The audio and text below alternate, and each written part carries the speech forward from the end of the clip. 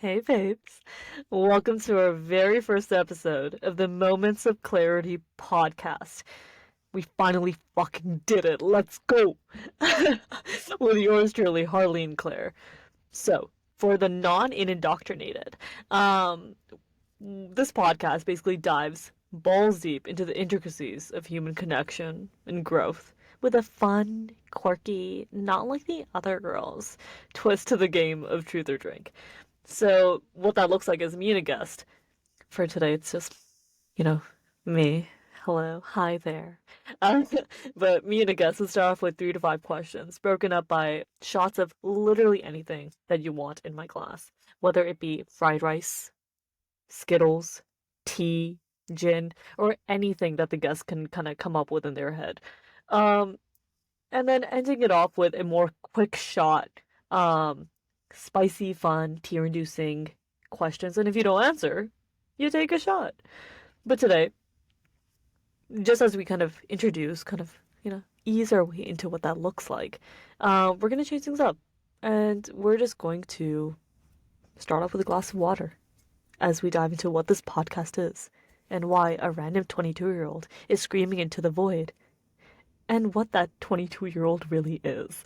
So let's get started. So, who am I? Question number one. Let's go. Take a sip. Maybe this is all just an effort to get people to hydrate more. I think that's a true, motion behind this podcast. But anyways, who am I? So, weirdly, I made a doc trying to script out what my question, like what the first episode is going to look like. And even then, the first line verbatim is, "This is a difficult question to answer, to be honest, because it depends on who's listening." And however many months ago that line was written, it is still correct to date because I do not know who the fuck I am. I don't think I ever really have because I realize now in retrospect the concept of who you are really changes as time goes by.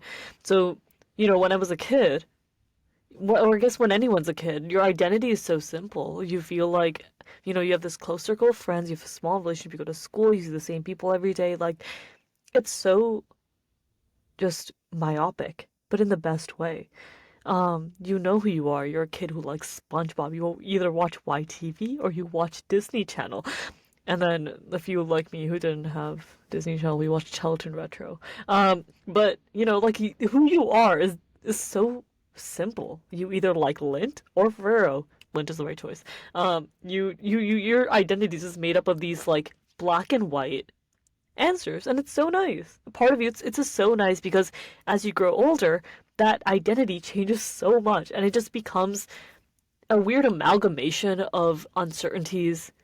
And so whenever a person really asks you, it gives you a little mini like, oof, existential crisis. Um, but that kind of sense of self, I think that you're able to come to terms with the idea that you'll never really know who you are. So when I explain to people when I'm talking to them, I give them that standard LinkedIn pitch like, "Hey, I'm as of today in 2023 in October, I am a 22-year-old who's in her fourth-ish, fifth-ish year at McMaster University, studying mechanical and biomedical engineering, because I wanted to create or I wanted to dive into biomechanics. I want to dive into, creating prosthetics. Because while I was taking a shit one day and my dad had stacked a bunch of popular science magazines beside me, I read an article, and like anyone else, inspiration came on the porcelain throne, where this woman I was reading about created this really cool prosthetic for this girl who, basically she adored Peppa Pig. She didn't want a hyper realistic prosthetic, but at the same time she didn't want to hide or mask the fact that she was an amputee. She was, I think, only 9 years old. And so the the scientist in this case, the prosthesis, I'm gonna mess this up. I'm gonna mess a lot of things up through this podcast. You'll realize that soon. The person making the prosthetic, basically, she designed this really cool one where it was just covered in Peppa Pig kind of stylings, and then it had a little. And she said, like, for the next one, I'm gonna add like a little like candy dispenser and stuff like that. And just the idea that like you can imbue creativity in absolutely anything you want. And so that was attractive, I was beautiful as someone who's always grew up loving art and like that like filmography, painting, just all of that lovely creative stuff that your parents tell you can't make money off of. Love that shit. And combining that with a STEM that makes your parents happy, I was like, the best of both worlds. I can be happy, they can be happy, immaculate. Um, so I study biomedical and mechanical engineering. Do I like math or physics? No. But are we alive? Kind of. But aside from that, like it's just we're made up of such an amalgamation of experiences. So kind of looking into those, so you have, I guess, a glimpse of the professional side of me. Early on, thinking I was going to go into STEM, started off with an internship at York University in geology, just because that's the one I got this lab I got assigned to. Realized I hated data acquisition and coding very quickly, which is amazing. Learn what you hate because that shit is not going away anytime soon. Um, did that, realized, okay, maybe not. Then my dad sat me down and showed me Indiana Jones 1 through 4. Loved the first two. Don't remember the third one particularly. I don't think the fourth one was good either. But watched that and I was like, fuck. Y'all get to like do shit that you do on a playground as a grown ass man. I fuck with that. So I wanted to become an archaeologist because I was like, yeah, I get to like raid tombs, explore shit and do it all for one, the buzz, because Indiana won't ever admit to that, but yeah. And then two, kind of collecting things for, the betterment of society, like bringing forward culture and history. Um, and then I watched Iron Man because the Marvel phase came on. Realized I wanted to be Iron Man. I love the fame, love the just the energy that he gave off. Then I went into school and I was like, wait, this is not what engineering is. Fuck. So here we are now. But between that, doing stuff like art and conferences in high school, dancing, all of that stuff, it all kind of put me into the position I am today. It let me go to, join a startup for a year and then, you know, go to Germany and do an internship there, explore Europe for 3 months, solo traveling with the idea of being alone made me want to ship myself like a few months prior to that. So, and then doing all of this to land me into this little telephone ass booth at McMaster recording this podcast. It sounds like a lot. Me saying that and then having it written down sounds like a lot, but looking back on it, it's really underwhelming to be honest, because it's like when you just look at the sheer number of things you do and then the number of those actually like the number of those that actually impact you as a person is insane. Because there aren't as many, and that makes sense. If everything impacted you, nothing would really make a difference. Um, so dealing with that, absorbing that, and trying to figure out what I want to be and who I want to be as I graduate in the next, hopefully, just 2 years, is a lot. It's a lot because it's not just anxiety, it's not just the pressure of just being forced to have your shit together by like 24, but just the dash of like little spice of imposter syndrome and je ne sais quoi of the universe that kind of strikes you. So before I go off on another tangent, going back to that question, who am I? It's complicated. I'm a lot of things. And I'm hoping that throughout this kind of process, you guys get to learn about me and my guests through a number of different lenses, whether it be a professional one, whether it be something more creative, whether it be my identity as like a sibling, as a family member, as like a partner, as a friend, being able to see all of that, because humans are so complicated. We're like Rubik's cubes or like crystals that you shine in light. Every time you shift the angle a little bit, something changes and you get to see it in a new lens, and that's beautiful. So just the idea of being able to see others and for others to be able to perceive you in that way is fantastic.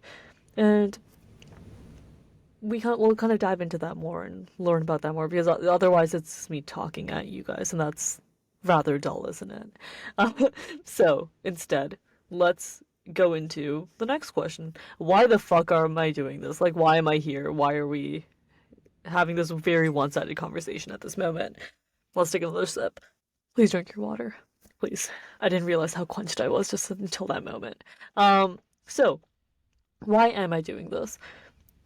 When I made that document, I went on a self-aggrandizing tangent about legacies and immortality. Um, to some degree, that's true. I think that like everyone hopes when they do something they'll be successful at it.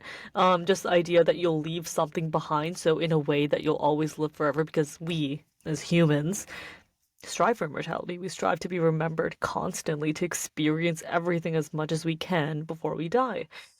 Because we're afraid of death. Everyone is. As a species, being given the gift of consciousness, we're more afraid of being forgotten than anything else. Just the idea that the last time someone's remembering you is the last time you'll ever exist in this conceivable universe is wild. Um, you know, we go on these like giant tangents and try to do entitled self-aggrandizing things to conquer each other, to one up each other, to be the best so we can be remembered as the best, when in reality we're all just kind of existing as little like meat bags. But that's a conversation for another time. The point is that's not what this is. I don't want that to be what this is, because that feels like we're doing this for the wrong reason. The real reason I want to do this, looking retrospectively and kind of based on my recent experiences, um, whenever I have a problem, I found that it's always great to talk to somebody. It's kind of like that rubber duck when you code. Being able to talk to somebody, even if they aren't always talking back, is a great way for you to get your thoughts out and explore the kind of person that you are. Um, so here, being able to create a safe environment for people to have a conversation with one another, um, it's difficult, but it's something that I think is necessary. I think people like we always try to be so like put together all the time and so relatably troubled, but in a way that doesn't allow for us to actually have um deeper, less superficial interactions with one another. So to surmise, I want to create an environment where people can actually have those conversations in a space that's a little bit more exciting, where you can talk about the deep shit but laugh about it immediately after. Like, it's okay. It's okay to feel a plethora of emotions. You don't have to feel just sad or just happy. Um, that was one of my biggest fears, putting a label on this podcast, being making it just serious or just funny. Like, it can be both. Everything can be a magnitude of things. So being able to create an environment where I can talk to people, I'm hoping will inspire people listening to do the same with their friends. Like, you don't have to always, talk to every single person about all of your problems, but the idea that if you're listening to something, you're like, oh shit, like there's people out there facing the same things I am. And when things get bad, and they do get bad, you can have the best month of your life and then feel the biggest heartbreak you'll ever feel right after. Um, just knowing that there's somebody else out there feeling the same thing, you're not alone in that, because at that moment you feel alone. But there's so many people in the world, and if the one thing that I've learned through traveling is that no matter where you are, we all go through the same shit. We all have the same existential crises. Like, it's all okay. Everything's gonna be okay. We just have to talk to each other. We just have to connect to each other, because in connecting with one another, not only do we learn more about each other, but we learn a lot about ourselves. So selfishly, yeah, I want to figure out who I am, but in the way, connect to these amazing people who are just these plethora of experiences and life, like just who have felt life through a different lens than I will ever feel, and being able to talk to them about it, but at the same time still come together over whatever topic we connect about. Like, that's amazing. That's what this is all about. So experiencing little bits of clarity. Get a moments of clarity. It's not. It's like I did it on purpose or something. It's wild. But experiencing little moments of clarity with each other is why we're all here. Because it might be weird as fuck outside, but in these little bubbles of connection and happiness, like that's where we as people thrive. So let's make that. Let's make that happen wherever we are, with whoever we want that to happen with. Um, encouraging vulnerability, encouraging the development of sustainable support systems. Making it sound very therapizing, but in reality, it's just like talking to your friends about shit. Like, it's not deep, but it can be. Um, so that's why we're here. We're here because people are cool, and you all should know about the cool people I know. Is the TLDR of it, honestly. But yeah, just kind of experiencing those moments together. no matter where we are, no matter who's listening. It doesn't matter. It's just we are here as people. That's all it is. So so let's take one drink to that before we dive into the next question.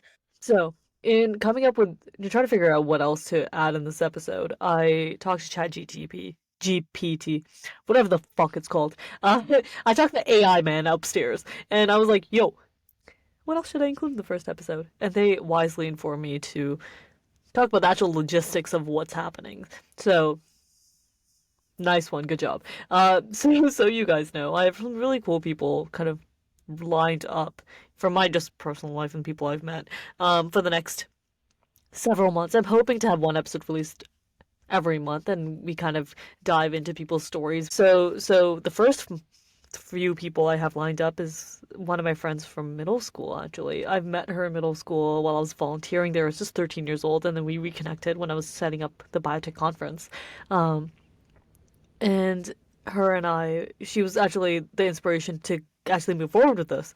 Where I was telling her about like this idea, I'm like, oh my god, it's so exciting. And like, I am scared. She's like, bitch, just do it. Just who cares what's gonna happen? You're a perfectionist, but it does not matter. Just get it out there because you're not perfect. So this podcast doesn't have to be perfect. It's a reflection. It's not a reflection of you, but it's just a part of who you are. And if you expect yourself to be perfect, then like you would never actually get anything done. Um, And so she is such a big push and such an amazing person in general in my life. So I really want to include her.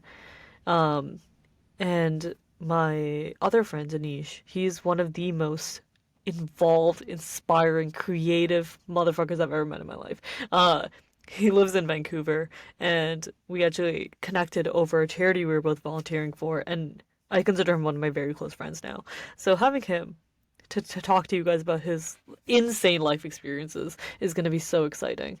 And I'm hoping that eventually I get to grow and we like talk to insane directors like Jordan Peele and architects have designed like, you know, bio um infused buildings in Singapore. Like just cool people that have done cool shit. So that way we're all, coming together, we're all learning about these insane life journeys. So as we wrap things up for today's episode, some closing thoughts.